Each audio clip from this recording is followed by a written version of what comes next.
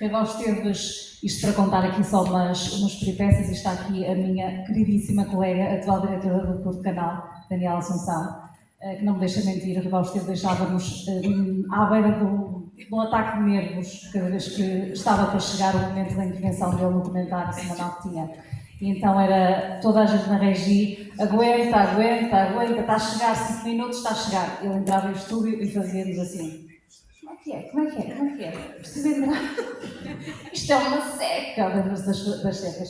Qualquer minuto para Rival Esteves é uma seca, porque a vida é para ser vivida, 24 horas é muito pouco tempo para um dia, não é?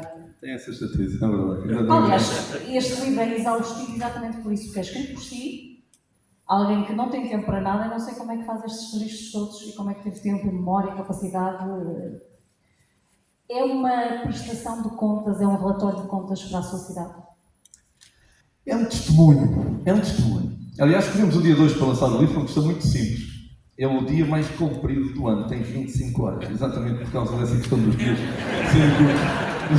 Escolhemos hoje para fazer isso, tem 25.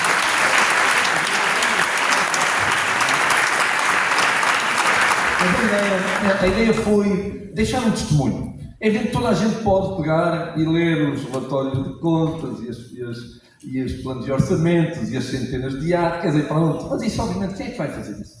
Mesmo um investigador muito paciente vai fazer, talvez sim.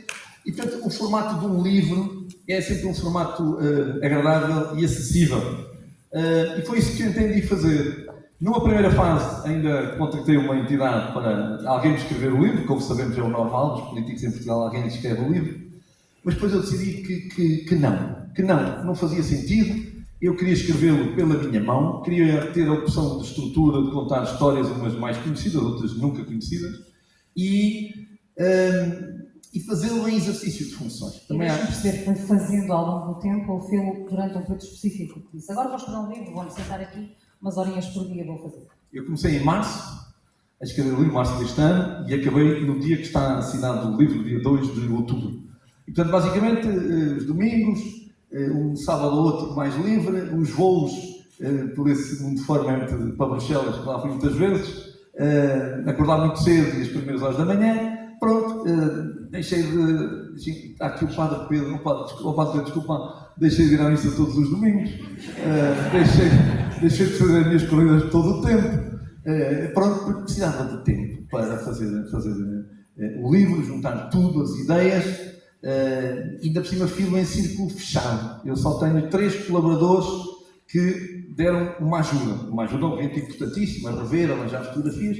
Foi o meu chefe de gabinete, o Guilherme Carlos, o meu adjunto, Simão Santana, e a minha chefe de divisão de Cultura e Turismo, a Sónia Almeida. Após 3, obrigado, malta, um abraço.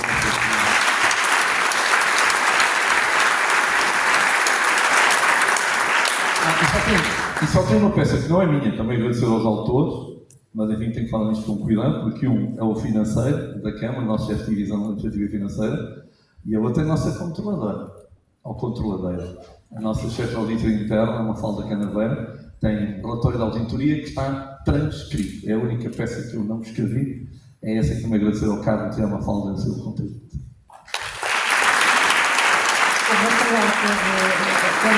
Vou só fazer aqui uma menção, porque este livro começa com 2 figuras quase antagónicas da política portuguesa atual, recente, a futura, não sei, vamos ver.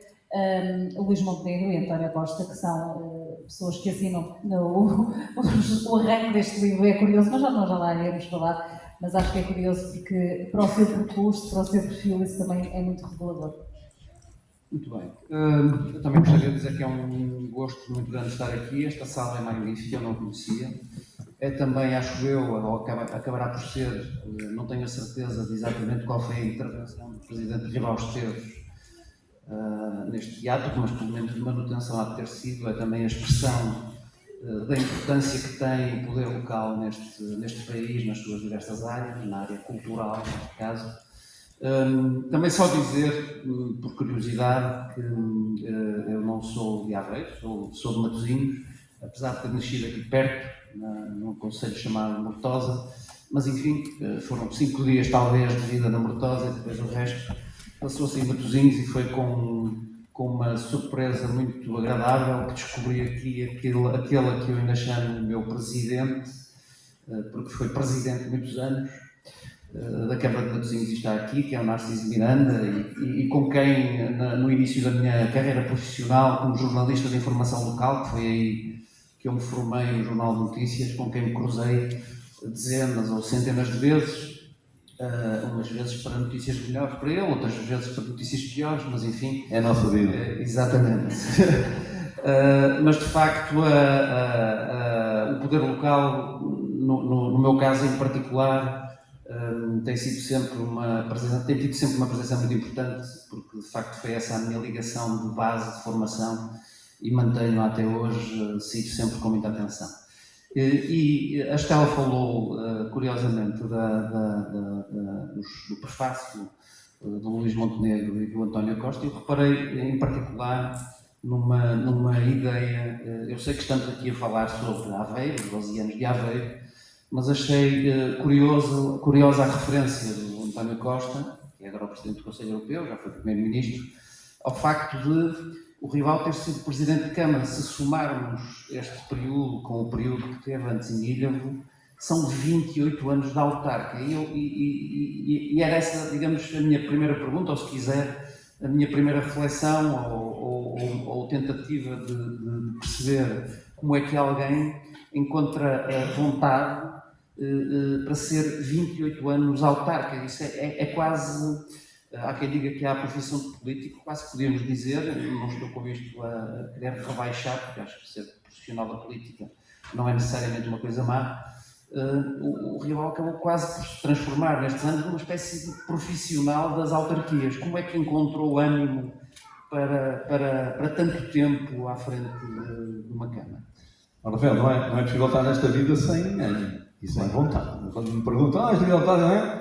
A minha lógica é sempre, o primeiro recurso é ter vontade e saber renovar essa vontade a cada nascer do sol. Isto é uma peça fundamental. Eu julgo que não é só para ser autarca, é para tantas outras coisas na vida. Mas aqui, que há uma intensidade muito forte, que há um conjunto de pressões de sentido positivo e negativo muito intensa, em que, em regra, estamos em guarda e em trabalho 7 dias por semana, isso é capital. E, portanto, eu tenho o privilégio, espero que, enfim, o continue a ter, de fazer aquilo que gosto, e quando nós gostamos, enfim, mais facilmente potenciamos a vontade, e aquela coisa do cansar, só temos cansaço porque a nossa resistência física tem limites, e portanto, de vez em quando é preciso descansar, nomeadamente a mente. E, portanto, eu digo sempre que se eu decidisse tudo, se mandassem tudo, na lei, na vontade das pessoas, etc., o que eu queria fazer nos próximos 4 anos era ser Presidente da Câmara de Aveiro. Gostava de terminar um conjunto de coisas, sabendo que, quando chegasse ao fim dos 4 anos, tinha mais uma carrada delas por terminar, que é o encanto desta vida, como é lógico, não é? Mas, felizmente, há limitação de mandatos, eu sou completamente a favor, e, portanto, muito feliz por chegar ao fim dos 12 anos e passar a pasta, neste caso, ao meu sucessor, ao Luís Miranda. Mas, em relação a essa nota do Luís Montenegro e do António Costa, só partilhar isto convosco. O António Costa foi o primeiro-ministro com quem mais tempo trabalhei. Um pouco mais de 8 anos dos 12. E o Luís Montenegro é um igual. E se me permite dizer, umas vezes correu melhor, outras pior, mas em cada etapa reforçou a sua admiração e estima pelo autor do livro. Foram assim tantos esses embates? Foram muitos, porquê? Nós conhecemos bem antes dele ser primeiro-ministro e o Presidente da Câmara de Aveiro. Ele era Presidente da Câmara de Lisboa, num mandato sem maioria. Eu era Presidente da Câmara de Ilhavo e secretário-geral do PSD. E numa situação política muito difícil, que eu não vou contar, lembrem só quem é que era uma pessoa muito difícil, social-democrata, que era Presidente da Assembleia Municipal, era Presidente do António Costa a passar o orçamento.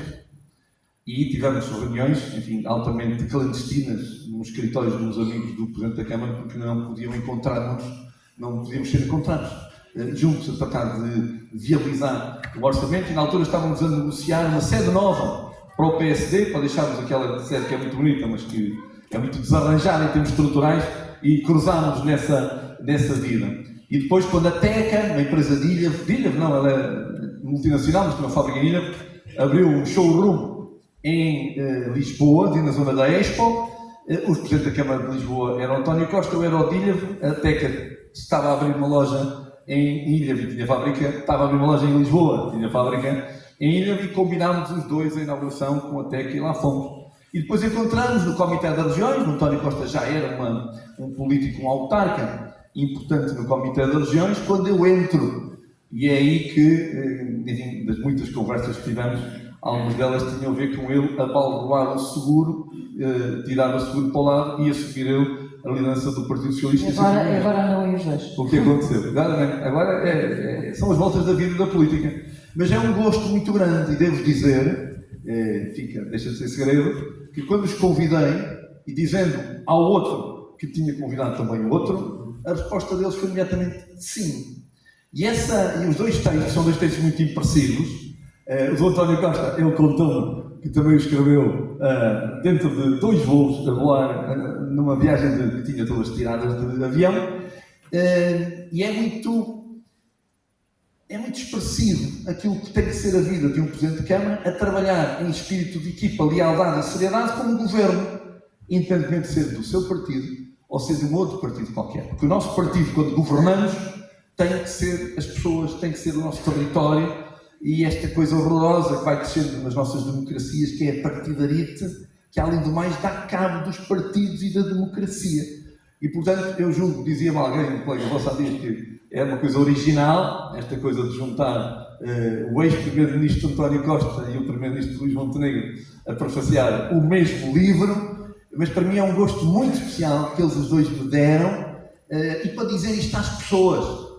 A política é um espaço de convergência e divergência. É um espaço de concordância e discordância. Nós apenas temos que ser elegantes e positivos quando concordamos e discordamos.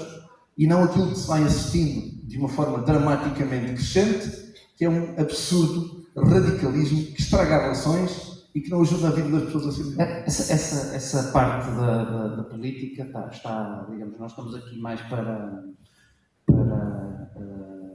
falar das coisas positivas, de fazer um balanço de 12 anos de mandato, é verdade, mas também usou uma expressão que é a política dá muitas voltas e, portanto, todos nós sabemos que há sempre momentos, mesmo incluindo num Presidente de Câmara com toda a certeza, em que por vezes os momentos são menos positivos. E numa passagem no seu livro, eu reparei que quis dar nota daquilo a que chama a judicialização da política, ou seja, os momentos menos bons que a política às vezes também representa.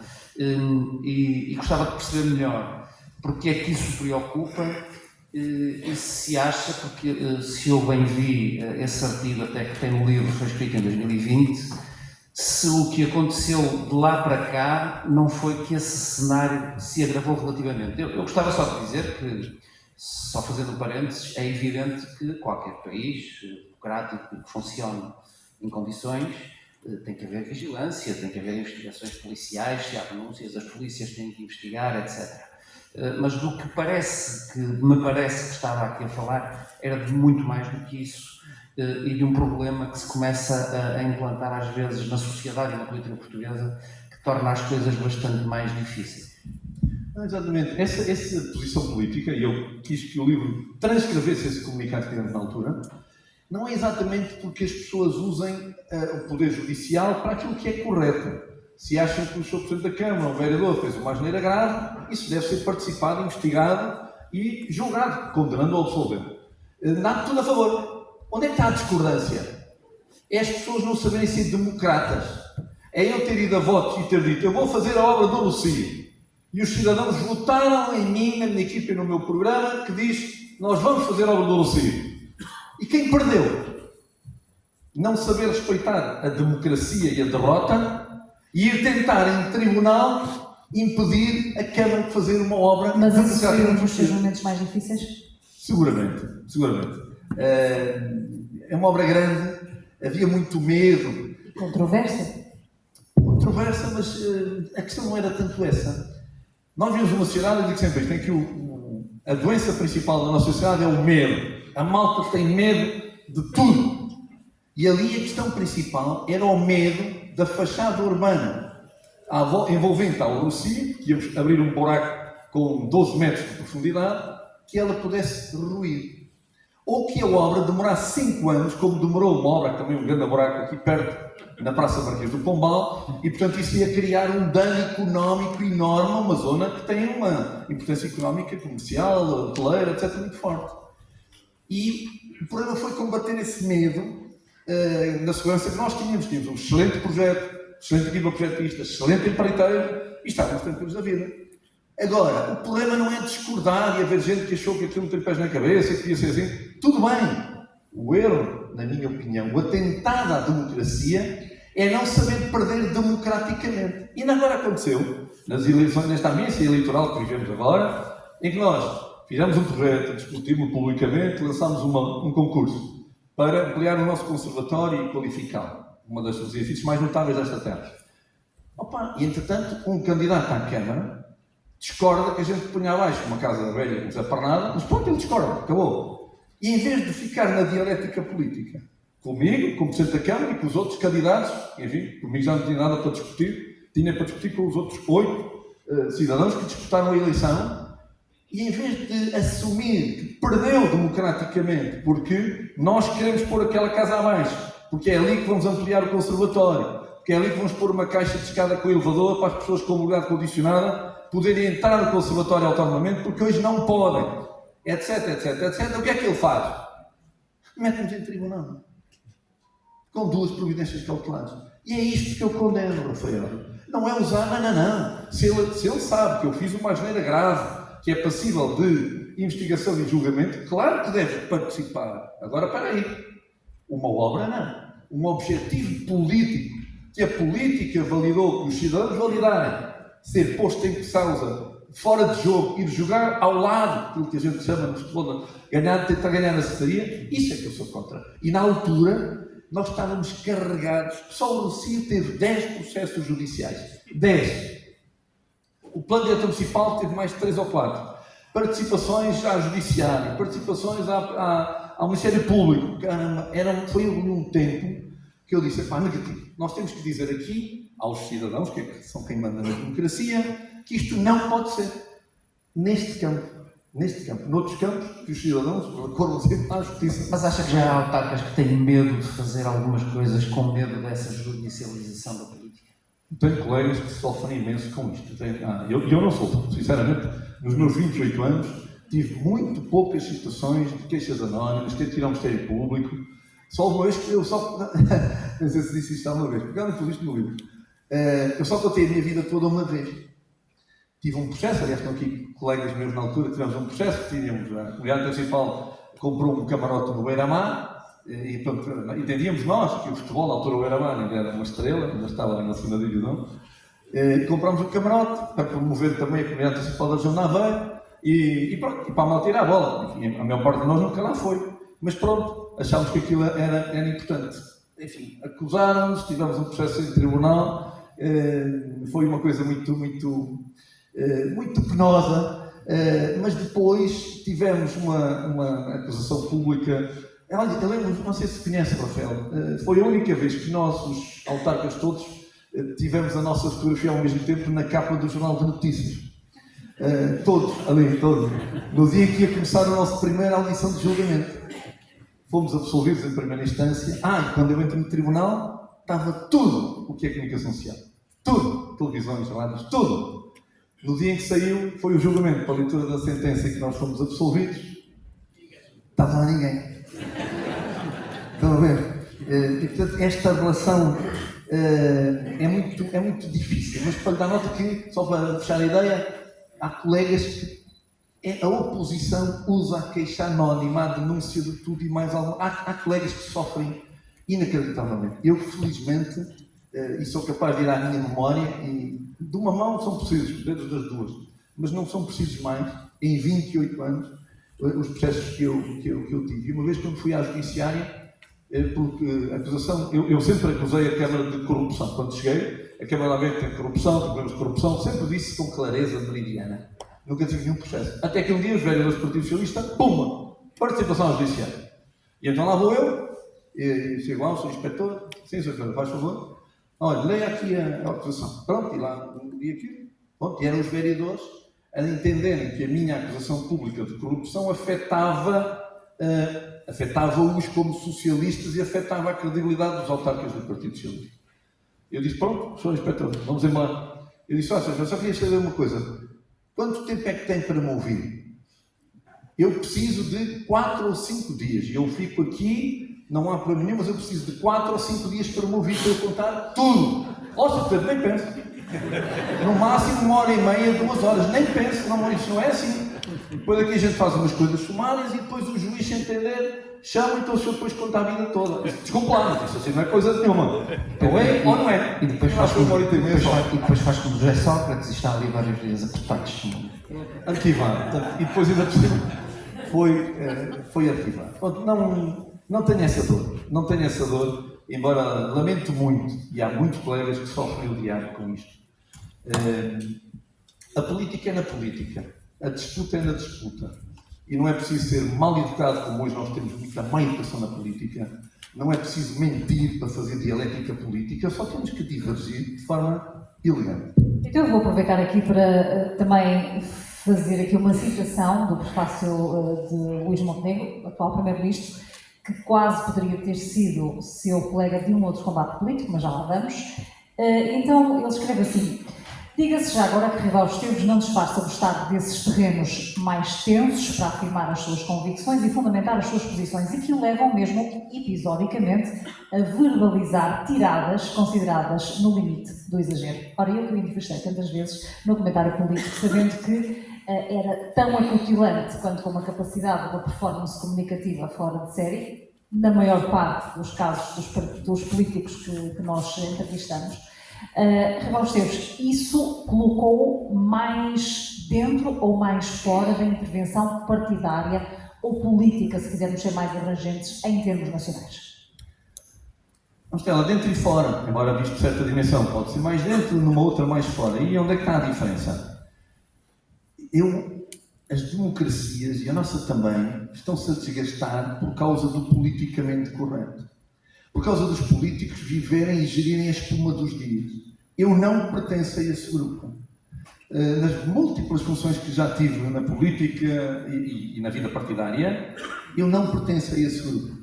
O objetivo é fazer, é resolver problemas, é qualificar o território. Olha, quando eu fui estagiário do PSD, era resolver 1000 problemas de gente contratada ilegalmente, que é tanta coisa que havia por tratar, e quando eu assumo é para fazer. Quando nós assumimos para fazer, e não ficamos na espuma dos dias e do politicamente correto, isso é incómodo. Quem é que gosta disso? Os cidadãos. Os eleitores gostam muito disso. Uma coisa, por exemplo, do discurso político moderno é que a maior parte dos cidadãos não o percebe. E não é porque as pessoas não tenham inteligência, não. É porque ele é tão pouco objetivo. Aquilo que há pouco neste pedaço de vídeo eu dizia que é a política para ser conquistadora dos cidadãos, para fortalecer a sua existência, os políticos têm que comunicar com resultados. E nós, cada vez mais, nas democracias ocidentais, nós comunicamos sistematicamente as intenções. O famoso PowerPoint. As intenções têm que ser comunicadas, mas são os resultados que interessam à vida das pessoas. E é aí que eu estou bem, que ganhei 7 eleições, tive 7 maiorias absolutas, 4 em Ilha e 3 aqui. Nos cargos que exerci, enfim, deixei o meu contributo positivo e não estive no poder, a exercer o poder pelo exercício do poder, mas para usar o poder como instrumento de desenvolver os territórios e qualificar a vida das pessoas. Mas a questão do desenvolvimento...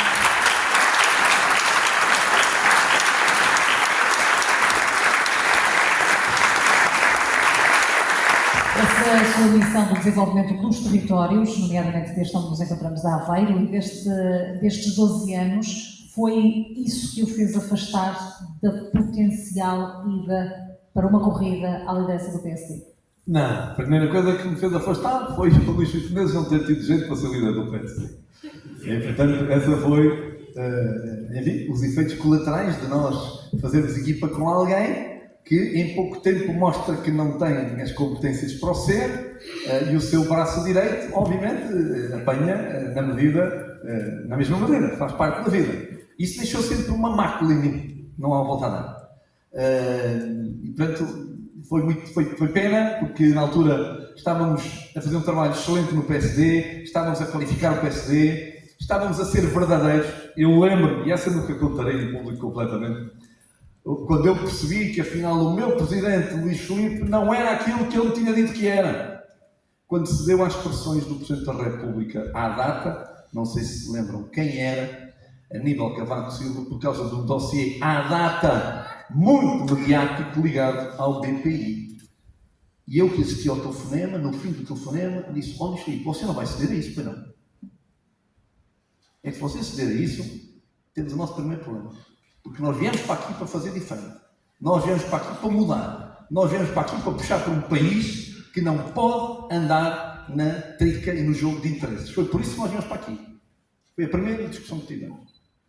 E, portanto, isso deixou-me uma marca, como é evidente. Quando eu depois ponderei ser candidato a líder do partido, enfim, aquilo que fui fazer, uma coisa normal, uma pessoa consciente, é dar uma volta, fala com uma série de gente e verifica, ok, tenho condições para avançar? Eu tinha condições para avançar, era pouca gente para avançar comigo. E lá voltamos aos incómodos e às espuma dos dias. Hoje há tanta gente que quer, que defende que o país tem que ser melhor, que temos que lutar todos, que temos que ajudar a nossa... Como? Ficam na sombra essas pessoas?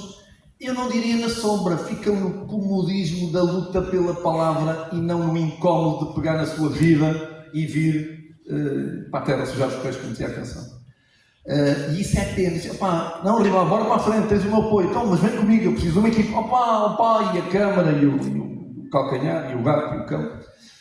Pronto, e o Luís Montenegro tinha feito um grande trabalho durante 6 anos, de cultivar e fazer a sua rede, e eu percebi que não tinha condição. E na altura, era candidato também, dava a ponderar o Jorge Moreira da Silva, nós demos muito bem há muitos anos, olha, pertencemos à mesma questão política, à penúltima do Pedro Passos Coelho, e numa reunião aqui no hotel da cidade, combinámos, ó Jorge, ou vais tu, um tinha aqui, para marcar posição, para mostrar a diferença, dinâmicas partidárias também se alimentam disso.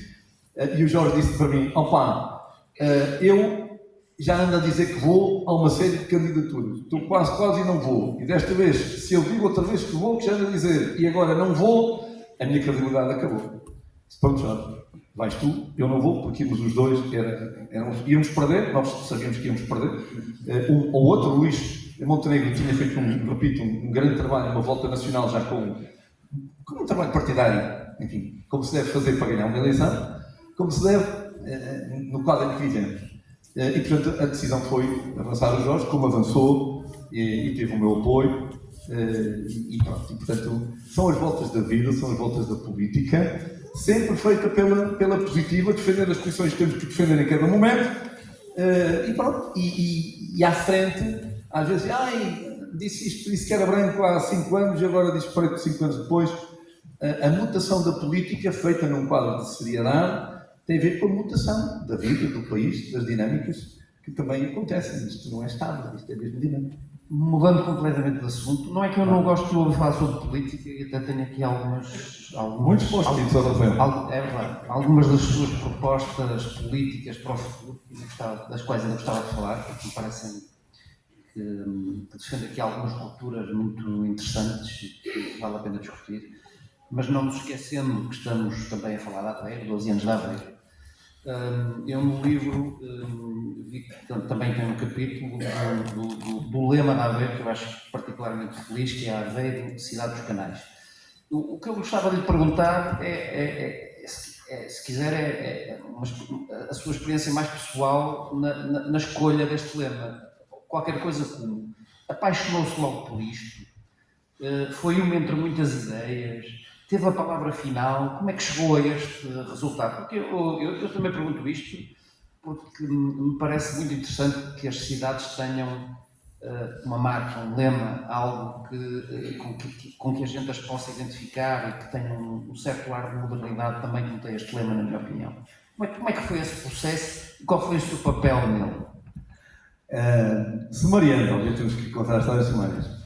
Sim, sumariando. Na altura, a Aveiro era conhecida, na altura, durante muitos anos, a Veneza de Portugal, né? A Aveiro era de Portugal, só da cidade, os canais, não sei o quê. Enfim, eu achava que tínhamos que mudar essa frase, mas manter a lógica identitária de um território que é de facto único. Este era um pressuposto. O outro era, nós não tínhamos dinheiro.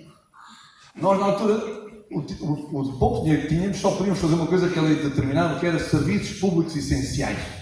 Já está aqui o meu ministro que me ajudou a salvar a Câmara, o Miguel Almeida, presidente do Fundo de Apoio Municipal, onde é que está o Miguel? Um abraço no coração. Obrigado.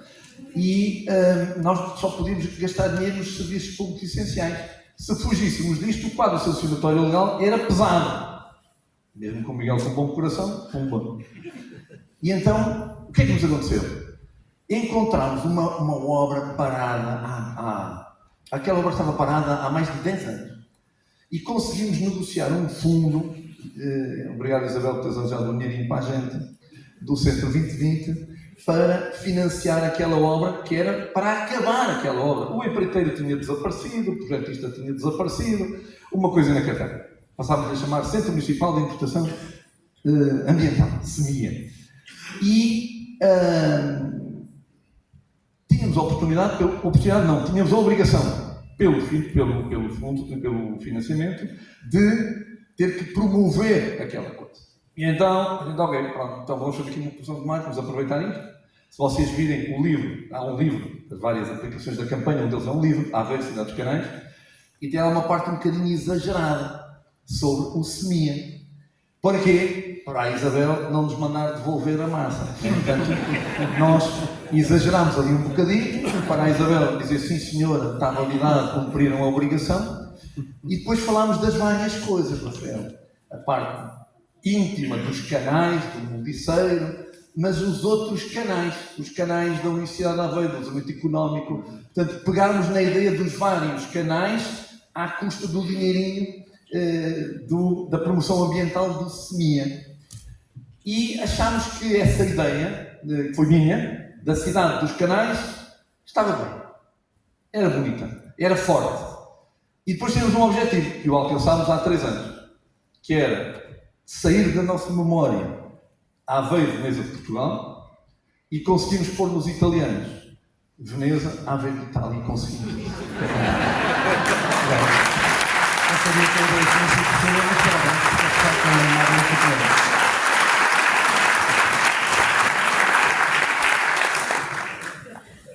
Há muita obra aqui para conhecer, há muitas também fotografias, há alguma documentação neste livro.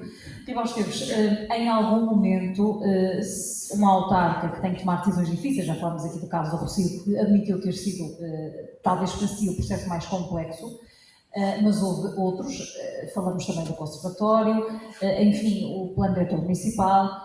Alguma vez pensou em desistir deste caminho, em vou saltar fora no próximo mandato? Aliás, este livro também tem aqui um aporte sobre as diferentes etapas políticas, ou seja, à medida que um político vai construindo obra, que são 4 anos, mais 4 anos, mais 4 anos, somam no total 12, vai ou não sentindo mais desgaste, ou pelo contrário, mais confiança?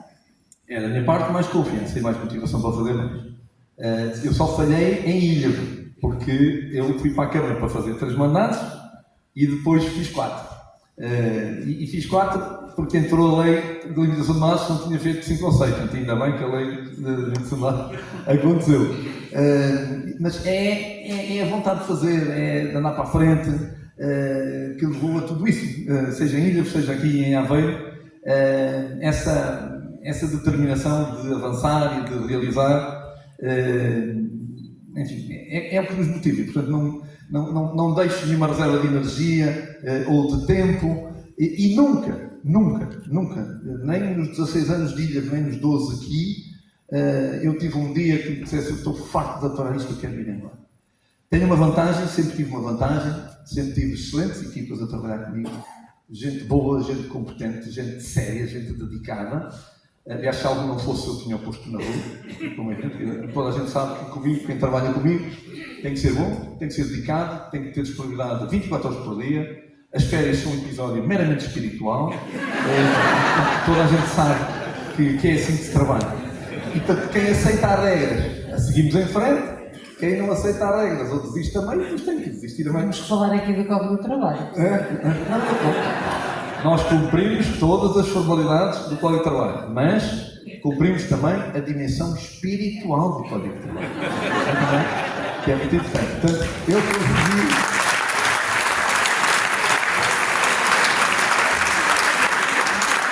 Com o diálogo dos colegas, obviamente, e eles sabem que eu disse sempre: a nossa Câmara era péssima quando chegámos aos 12 anos.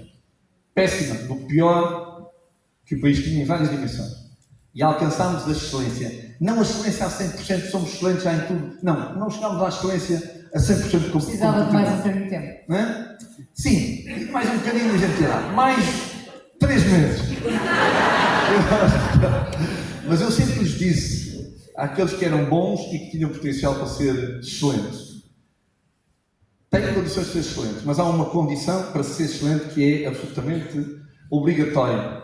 As outras é preciso ser inteligente, não. É preciso trabalhar muito. Quem é muito bom ou bom e quer aceder à excelência sem trabalhar muito, quer andar no firmamento das 35 horas, nunca vai conseguir ser excelente. Isso não é possível. E eu, seja na equipa dos meus gabinetes, vereadores, equipa de gabinete, seja das FIAs com que trabalharam comigo em Ilha e em Aveiro, tive esse privilégio. Os homens sozinhos já morreram todos e em solidão, e eu fui sempre um presidente muito bem acompanhado, e isso ajuda-nos a puxar pela nossa vontade. Ao contrário, ainda dizia-se mais, ainda dizia-se pouco, o meu partido era o QPM, é o Quero, Posso e Mano. Tinham sempre esta crítica. E ao contrário do que se alimentou, toda a gente que trabalha comigo sabe que são espíritos de equipa muito forte, trabalha-se muito, reuniões de trabalho, tardes inteiras, de domingo, de sábado, para não incomodar o dia da semana. As nossas reuniões de estratégia, de discussão profunda de programas, eram feitas ao sábado e ao domingo, na partada. As nossas reuniões de partidárias, para preparar a ação municipal, para discutir temas, etc., são quando são à noite, às vezes ao fim da tarde. Portanto, trabalhar muito é uma peça fundamental para ser excelente, e nós conseguimos isso, fruto das várias equipas com quem eu trabalhei. Eu trouxe um grupo de malta de Ilha que os convidei: olha, vou para Aveiro, queres vir comigo? 2 secretárias, um chefe de gabinete, o meu adjunto, depois o meu vereador aqui, o meu vice-presidente, e eles todos disseram: sim, nós vamos contigo, e ainda bem, porque eles são fantásticos. Obrigado, malta.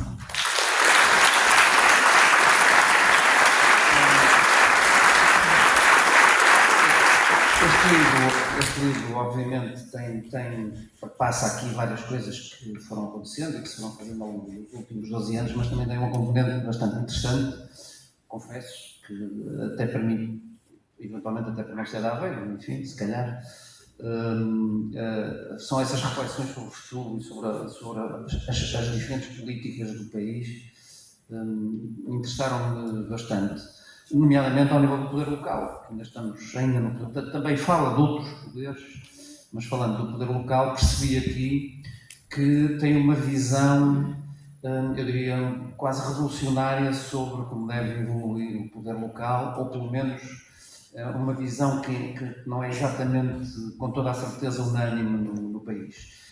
Desde o aprofundamento das suas competências, e citando só uma que normalmente gera muita controvérsia, que é, no fundo, as câmaras passarem a ser verdadeiramente responsáveis pela educação, pela gestão das escolas e não apenas pela gestão dos equipamentos ou por pagar a funcionários, portanto, irmos muito mais para além disso.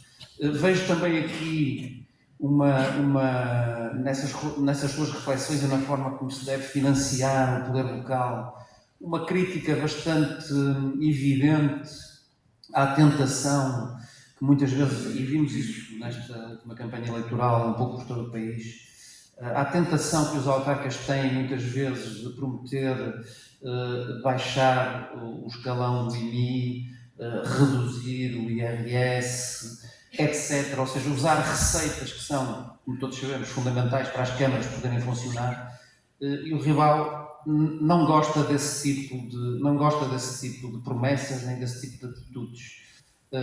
Mas a verdade é que aquilo que nós vemos é que a maior parte dos autarcas não resiste a esse tipo de tentação.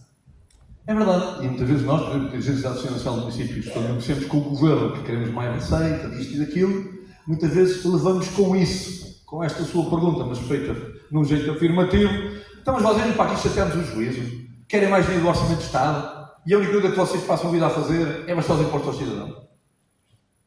E isto é verdade? É verdade. É um erro os autarcas terem assentado uma boa parte da sua gestão político-eleitoral em baixar impostos aos cidadãos. É um erro. Também está escrito no livro. Para o cidadão.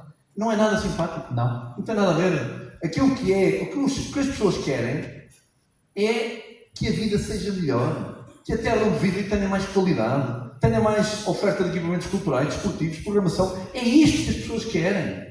Esta coisa de que eu pago, seja o valor que for, 1000 euros de IMI, tenho uma casa mais jeitosa, ou 500, tenho uma casa mais modesta, e fico todo contente, porque para o ano vou pagar 900. Isto, quando nós vamos à matemática, Rafael, eu gosto muito de ir à matemática, que é uma coisa que se quer ver se usa menos, políticos a irem à matemática. Passam a rasca com a matemática, depois há uma chatice para fazer conta, não é? Mas quando nós vamos à matemática, certos exercícios de redução de impostos são ridículos. Horrível os tempos, mas vamos à economia e pensamos no PIB per capita em algumas zonas, talvez seja mais doloroso ver os impostos subirem do que baixarem, como dizia o Rafael, porque é mais simpático. Claro que sim. Mas aquilo que a gente precisa fazer, e que o livro também faz o exercício, é, na fatura fiscal de um português, de uma família média, escolha o que quiser, realmente temos esta coisa da família média, a componente dos impostos municipais não chega a 10%. O problema da carga fiscal aos portugueses, que é pesadíssima, não está no IMI, nem nas taxas de licenciamento de uma... Não está nada disso. Está no IVA, está no IRS, está no imposto sobre os produtos petrolíferos. Eu digo sempre uma coisa, eu nem sei se está no livro. Os portugueses pagam tanto de IMI, no seu conjunto, como pagam de impostos sobre o tabaco. 1,7 mil milhões de euros. Estão a ver o ridículo disto? E, portanto, aquilo que é a minha perspectiva é que nós, poder local, temos que ser autónomos. Essa autonomia passa por autonomia financeira também. É evidente que é preciso uma nova lei de finanças locais, porque o poder local passou a ser um instrumento de desequilíbrio. Eu dou-vos um exemplo. Aveiro tem, enfim, 240 km quadrados, tem 90 mil cidadãos, tem um orçamento este ano superior a 200 milhões. O meu colega de Mourão, no Alentejo, no Alto Alentejo, tem um concelho parecido em ano, tem só 3 mil cidadãos a viver. O orçamento daquela Câmara são 6 milhões de euros. Ele só liberta para investimento e só em rede viária, enfim, não é tão forte como a nossa, mas tem uma rede viária imensa, que é uma dor de alma andar de carro em Mourão. Ele liberta 1,5 milhão de euros por ano. O que é que acontece? A Aveiro vai andando cada vez mais para cima e o Mourão cada vez mais para trás. E quando falamos de uma nova lei de finanças locais, Rafael, a ideia é que ela também seja um instrumento para dar a volta a isto. Mourão tem que receber muito mais dinheiro em valor absoluto do orçamento do Estado, porque nós temos que aquele território fixe carbono, que atrai investimento público e privado, etc. Temos que o ajudar mais pelo orçamento do Estado do que Aveiro, que gera recursos próprios com uma facilidade incomparável com o Mourão. Isto é preciso pôr na lei nova, não é revê-la, porque a nossa lei está tão desatualizada, e esta é a última nota. É que o mundo mudou imenso. Hoje há fatores como o contributo ambiental de um território. Isso está na lei de finanças locais? Não. Não. E vocês veem, as câmaras deste cordão mais junto ao mar são todas muito mais poderosas na capacidade de investir do que as outras. Obviamente, se uma Câmara não tem capacidade para investir, ela não consegue ter, ela e o Estado, aquela potência, não consegue ter capacidade para tornar o território mais atrativo para haver mais gente que lá vai viver. E o desequilíbrio vai se acentuando. E o desequilíbrio vai se acentuando. E depois o que é que a malta ouve? O mundo mudou. E as dinâmicas brutais. E o mundo muda a uma velocidade estonteante. Opa, mas a lei das finanças locais só levou ajustamentos nos últimos anos. A tabela salarial e os quadros de pessoal são ridículos. Nós, até à pandemia, nós tínhamos um problema que era concursos para pessoal, tínhamos sempre centenas de pessoas a concorrer. Portanto, tínhamos, como a gente dizia, as pessoas a bater à porta para virem entrar para uma cama. Hoje, e nestes últimos 4 anos, mudou completamente. Hoje nós andamos aflitos para ter pessoas para virem trabalhar connosco. Hoje nós estamos aflitos por segurar as pessoas aqui, mas não é só o arquiteto, o engenheiro, é o jardineiro. Porquê? Porque pagamos absurdamente mal. Espera aí, eu por E acaso... daí a minha proposta de aumentar os salários imediatamente 30%. Mas isso, olha que isso é popular, se calhar aqui no ambiente da Bata Câmara. lá palmas essa pessoa da Mas não sei se será politicamente muito popular uma proposta de um aumento de 30% a funcionários públicos, mesmo que sejam funcionários da Câmara. Rafael, o que é isso ser popular? É isso que eu estou à espera que me diga. Não. E eu vou clarificar o meu conceito. Ser popular é fazer bem. Mesmo que a medição do fazer bem, o ato consequência na medição dos resultados, não seja amanhã. Seja daqui a 1 ano, daqui a 2 ou no final de um mandato de 4 anos. Não se tem que ganhar uma eleição a cada dia. Tem-se que ganhar uma eleição quando chegamos ao tempo da eleição. E essa é a questão central. O problema hoje, quando eu digo que devemos aumentar os ordenados já 30%, para já, deixar claro que isso não perturba em nada o déficit das contas públicas. Ok? Em Aveiro isso tem um impacto orçamental e aquele valor que eu vou pôr a mais para pagar os ordenados, eu faço uma obra a menos. Portanto, não agrava as contas. Essa visão do aumento dos 30% seria uma visão local, com base na autonomia que defende e a urgência da alteração da lei das finanças locais, ou seria com base no orçamento do Estado? Eu não preciso do orçamento do Estado. O orçamento do Estado não nos paga os ordenados. Quem paga os ordenados, acho que nas câmaras, é o orçamento da própria Câmara Municipal.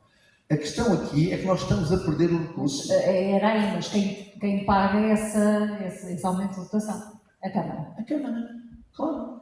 Eu tenho um orçamento de 200 milhões. Tenho uma dotação para pagar pessoal. E a nossa é grande, depois que chegaram as funcionários das escolas, nós temos 24 milhões de ordenados. Ok, eu aumento 30%, passo para 30 milhões. Há algum problema com isso? Não há problema nenhum. Qual é o meu problema? É que há 2 anos, 4 polícias municipais foram embora e eu abro concurso para polícias municipais e não tem ninguém. Uns 2 ou 3 engenheiros têm uma proposta do setor privado a ganhar e o dobro e lá se foram.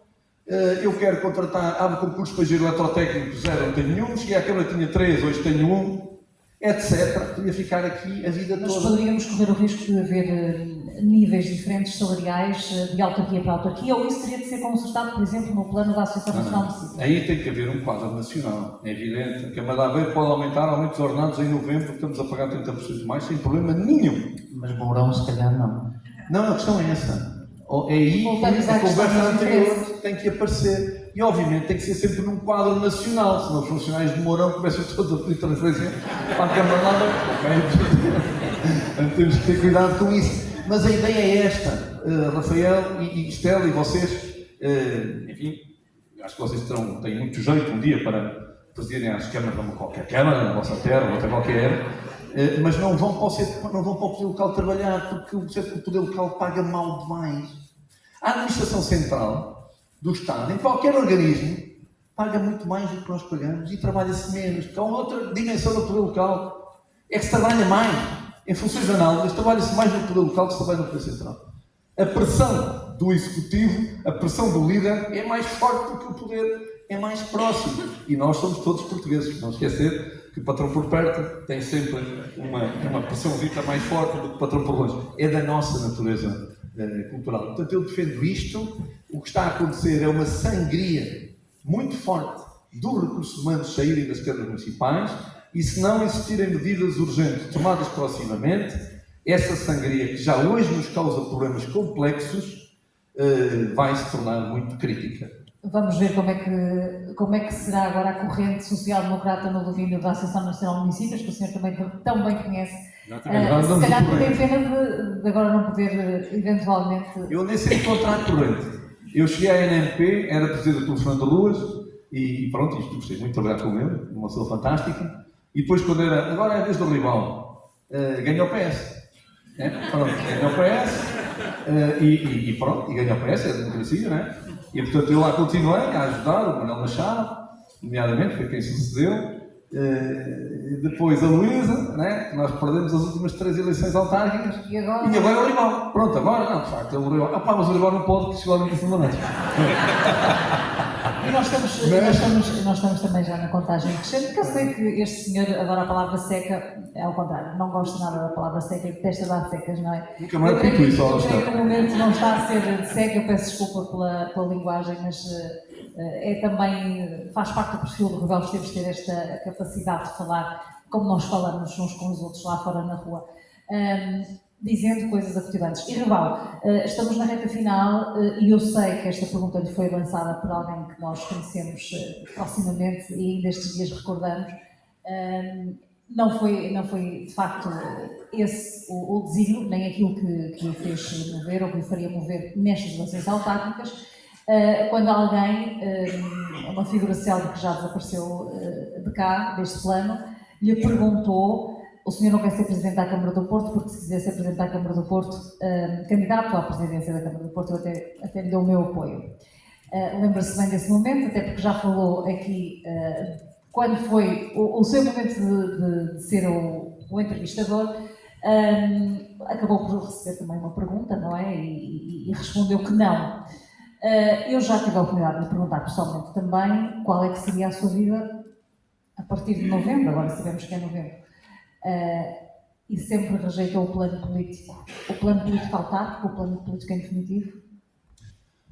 Eu tenho 59 anos, feitos há dias, e 28 anos de Presidente de Câmara, e depois mais uns anexos. Eu fui vereador, em regime de não permanência, durante 4 anos, pronto, enfim. E fui convidado oficialmente pelo meu partido para ser candidato a outras câmaras, e a única coisa que pedi foi compreensão pelo meu não. Mas foi convidado agora para estas autárquicas? Nestas eleições, oficialmente. E só pedi que compreendessem o meu não, porque nesta idade, e eu que gosto tanto de fazer o que eu tenho feito durante 28 anos, mas quero fazer outras coisas na vida. Na política, preferencialmente, gostava muito de continuar a trabalhar na política, ou se não for possível, ou não tiver as condições que eu entendo necessárias para continuar a trabalhar na política, voltar ao sítio de onde eu venho das empresas. Eu saí da universidade e fui para o mundo das empresas, trabalhei 8 anos numa multinacional americana, com muito gosto que voltarei para lá. Agora, há um momento. Vocês são juristas, não posso perguntar isto à Estela, mas vocês já são juristas há quase tanto tempo. 25. A Estela não, a Estela é para aí há 12 anos.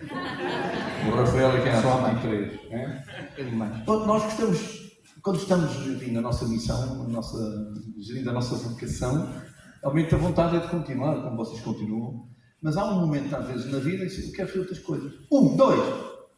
Esta relação, e é por isso que eu vos recomendo vivamente ser Presidente de uma Câmara.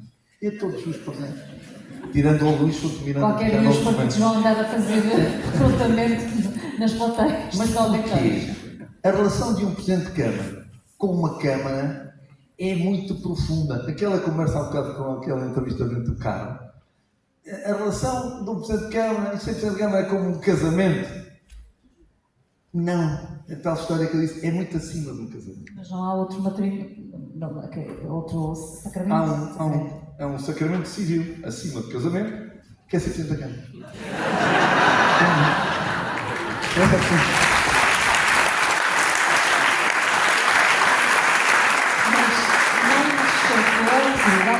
Eu precisava que esclarecesse a plateia, estão aqui muitos amigos. Quais podem ser as saídas políticas? O Governo ainda agora tomou posse? No meu conceito de Presidente da Câmara, nós temos que ter uma relação, além da racional, tem que haver uma relação emocional com o território.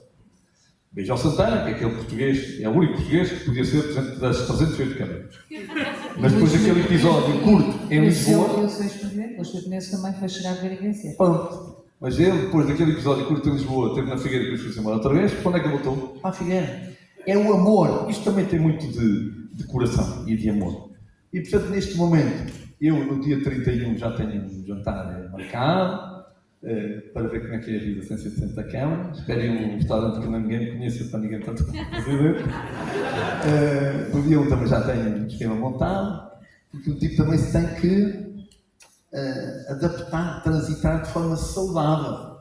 Eu tive colegas, enfim, dos amigos que fazemos nesta vida, que me confessaram precisaram de ajuda médica, ajuda medicamentosa, para superar a ausência do telefone a tocar, do despacho do e-mail, de acordar a pensar em fazer coisas e deitar a pensar e acordar a pensar. Colegas meus, amigos do coração, que são tão os amigos que viveram isso.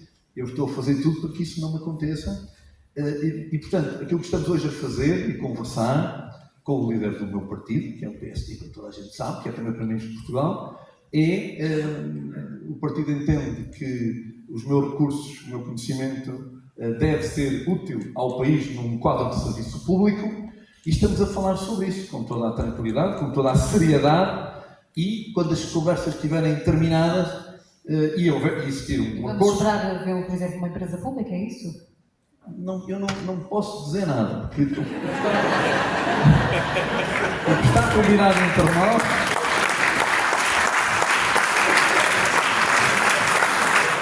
Está combinado entre nós e eu cumpro, ainda por cima, a última conversa com o Dr. Monteiro, até foi por SMS, precisávamos de conversar, mas não tínhamos condições de estar a falar, tem que ser a trocar mensagem, não há conversa sobre este assunto. Nem se apontam indícios se é empresa pública, se é entidade não sei do quê, se é norte, se é sul, se é regional, se é nacional, zero. E é assim que eu acho que as coisas devem ser. E eu não quero pôr naquela lógica de que eu quero ser isto, eu quero ser aquilo. Não é essa a lógica. Mas vamos esperar novidades para ver, fica claro, não é? Não é segredo. Quando for segredo, eu digo, já está decidido, mas é segredo, não posso dizer nada. Quando puder dizer, eu digo. Eu sem fazer a mesma pergunta, sem insistir no futuro imediato, já percebi que isso não é assunto para esta altura. Eu tenho que dizer o seguinte, que é, lendo o livro, eu percebi aqui uma série de, nas tais relações políticas para o país, até, e já não é só o poder local, percebi que o Rival faz aqui uma série de propostas que eu diria que são quase revolucionárias. Digamos que a regionalização não será, porque essa até está na Constituição, embora não seja cumprida, mas encontrei aqui ideias como a agregação de municípios, que é um tema basicamente proibido desde que se aflorou essa questão nos tempos da Troika. Mas chega ao ponto de propor quase uma refundação do nosso sistema político, quando propõe que passemos a adotar um modelo americano de governação, com um presidente que presida um governo, com um sistema eleitoral uninominal, com a extinção do Tribunal Constitucional. E, portanto, a pergunta que eu lhe faço é, sem ser o futuro imediato, ainda se vê na política com capacidade para eventualmente ajudar a fazer este tipo de mudança de sistema político, e porque é que é importante fazê-lo? Não, claro que sim, claro que sim.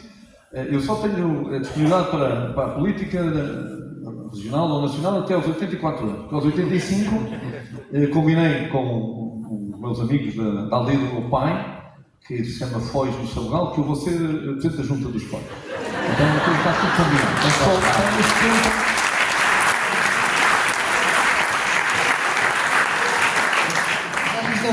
Eu não dava conta com esta. Aos 85, presidente da Junta de Foz. Recomendo. Tem um restaurante que é o Eldorado, um cabrito fantástico, um javali, portanto, recomendo vivamente. Mas a ideia é esta, Rafael. Eu pensei, e lutei por isso, que a forma de comemorarmos os 50 anos da democracia era refundar o Estado. E o Estado hoje em Portugal, o desenho de Estado, é o mesmo que há 50 anos. Voltamos àquela contradição dos políticos, a mudança, o mundo é mudança, a economia é mudança, o digital, agora a inteligência artificial. Aliás, já nota, isto não tem inteligência artificial, só tem inteligência emocional, que a gente diz, que às vezes a malta hoje, este gajo fez isto no chat da BT. E a questão é urgente mudar. Eu aceito alguém que olha atentamente para decisões do Tribunal Constitucional, marcadamente partidárias. Então, afinal, os tribunais são independentes ou não são? Quando nós vamos ver a votação de um juiz, olha, 11, 10... Para que é Tribunal Constitucional? Para quê? Não, tem que tomar conta da Constituição. Caramba, nós já somos uma democracia madura. 50 anos já dá para dizer que se é maduro. Então, o Supremo Tribunal de Justiça não consegue ter uma unidade para tomar conta da lei constitucional? Claro que consegue. Sem escolha dos partidos. Sem escolha dos partidos. É a negação, o Tribunal, entre aspas, obviamente, entre aspas, mais importante do firmamento judicial do país é o constitucional. Opa, espera aí, uma parte dos juízes são escolhidos pelos partidos na Assembleia da República. Isto é algum sentido? E depois, outras coisas de que se fala pouco. A comunicação social fala pouco.